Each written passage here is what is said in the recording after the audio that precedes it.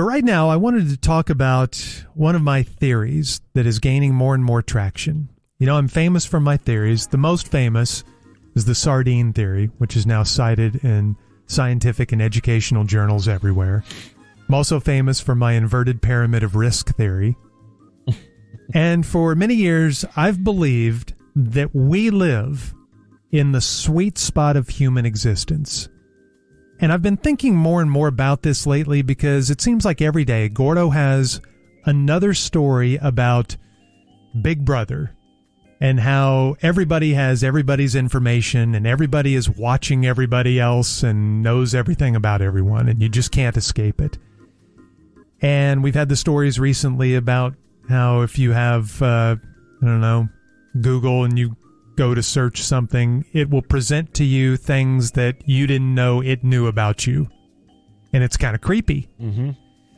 It knows your calendar. It scans your email. It scans your browser history, and it knows what you're interested in. It knows your appointments. Even though you didn't necessarily put it in one spot, it pops up there, and you're just a little creeped out. We are only helping you, Junior. Well, my theory is that if you were born in the 50s, 60s, or 70s, maybe even the early 80s, if you were born right in there, you are very, very, very, very lucky, because I believe that you are experiencing the sweet spot of human existence. Because I don't believe ever before we've had things changing this quickly, and that we've gone from old school to new school so rapidly that the people who were born in that time frame, 35, 40-year time frame, somewhere in there, they are experiencing the best of what I think human existence will ever have to offer. And it's all based around the invention of the silicon chip in 1961 that led to computers and the internet and changed everything. Now, there have been other great inventions or discoveries over the course of human existence. The discovery of fire, or the invention of the wheel, or the stapler. Yes. So certainly things changed when someone came out of a barn and said, hey, look at this wheel. Now we can do this and this and this. And people probably thought, wow, that's great. But change has come really, really, really slowly over the millions of years that the Earth has been here. Really slowly. And only around the time of the invention of the computer chip did things really start to speed up. And even a little bit before that, with the Industrial Revolution, that kind of got things going. But I really believe that we are in the sweet spot. And here's why I believe this. Because when we were kids, if you were a kid born in the 50s, 60s, or 70s, or early part of the 80s, your life, you had TV, you had the modern invention of TV for entertainment, but it didn't dominate you because there were only 3 stations.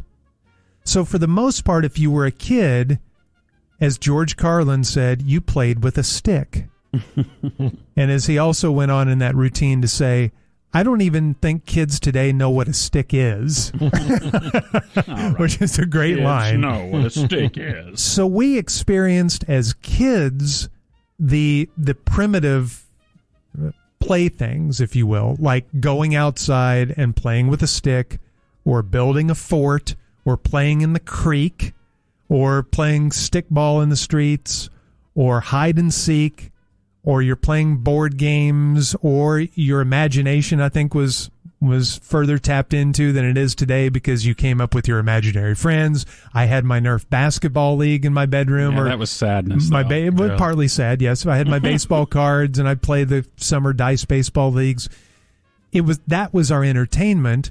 We had our bicycle, and that gave us freedom. And by the way, back then, your parents weren't worried about you riding all over town or going across town to play with your buddies or what. It was different. Well, now as adults, we see the difference. And the difference today is every kid has a smartphone in his hand. Today, the kids are more about video games or interactive games on their apps or virtual reality. And now we're seeing what is most likely the future, and that is virtual reality, driverless cars, the Big Brother aspect where everybody knows everything about everyone. There's almost no privacy anymore. The world of robots. I've maintained that robots are going to take over sooner than later. And most people believe our future will be, in a way, a fake future. What? It won't be a human future. It'll be a virtual future. Oh, okay. And so that is the future, and it's really picking up steam. If you see what a smartphone looks like today compared to just 5 years ago, it's night and day. Everything is happening really rapidly, not to mention global warming. When we were kids, we experienced seasons. We experienced weather the way it was supposed to be experienced. You had some snow, and you had more normal temperatures and whatever. And I know a lot of people don't buy into it, but if you do believe what a lot of people believe, well, the world in 100 years or 200 years is going to be a very different place due to drought and water shortage. And, of course, that is all caused by the population growth and overexpansion and overcrowding and urban sprawl.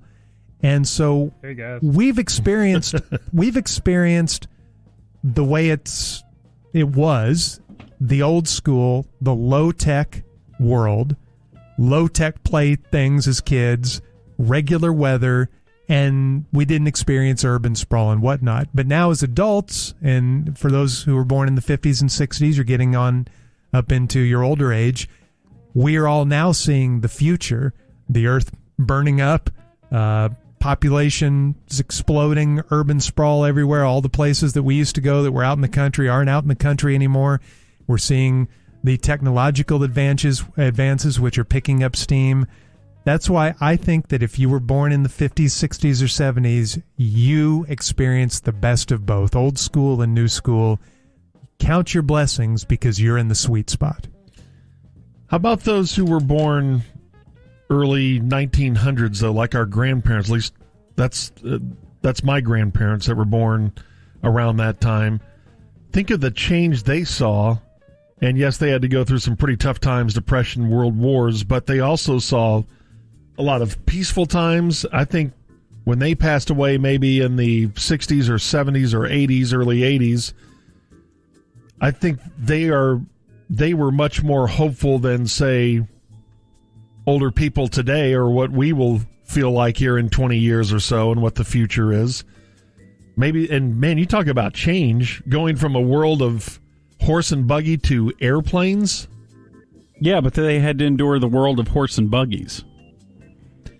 Yeah, that's and not the sweet spot. Yeah, but they had more sticks. hardship. But they did have more hardship, and they'd never experienced the age of the computer, which I think is the real game changer in all of this. Mm-hmm. So they didn't get to experience the game changer, and that's why we are in the sweet spot, because we caught the tail end of that primitive living, where you pumped your own gas and you played with sticks and you didn't have the computer age. But then we also are now experiencing the future and what the internet and virtual reality and so on means. So why is that preferable to have lived before computers? Because I think we're seeing how easy life is, the good side of the internet age, and how easy it is to book a trip or to dig up some information or something like that. We experienced having to go to the library and look up something in an encyclopedia, but now we're also experiencing the other end, that at the tip of your fingers in 3 seconds you can look up anything. But why is it better to have experienced both rather than just experience it at the tip of your fingers?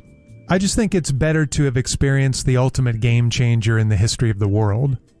But people are experiencing that today. They just didn't have a lack of that experience. That's why we're in the sweet spot, because we also experience the lack of it. Okay, which so there's a beauty to both, is what I'm saying. Okay, so I guess my question is, why isn't it better to just have always had it? To always have had the modern niceties. Because I think there's a beauty in the simplicity. You collect typewriters, for God's sakes. You better than anyone should understand this. There's a beauty in writing a novel on a typewriter and in old school ways of doing so much. And I think being able to say that you've lived in both worlds, you had a foot in the the more primitive world of playing with sticks and using typewriters, but you also had a foot in the future world of virtual reality and whipping out an essay on your laptop. I think that's great. Yeah, I think it's interesting, but I don't know that it's necessarily better, because typewriters, you have to remember, were the computers of their day. You know, there were a lot of people who were saying these newfangled machines make writing way too fast, and it was better when we had pencil and paper, and that's what we wrote with. Dipped a feather into. You know, there's always somebody straddling two different technologies. I think that if I'm to make your argument for you, or my own spin on the argument, which is that the sweet spot is here because we're starting to see how technology erodes us as a creature that was designed to live without technology. Right. And there's a certain soul sickness that all of our digital conveniences have brought.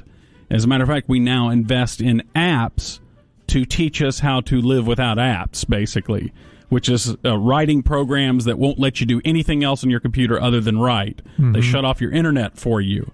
They shut off all these things because we have gotten to where we're so programmed to want distraction that because we're dopamine fiends. And so now we have to develop technology in order to rob us of technological advancement.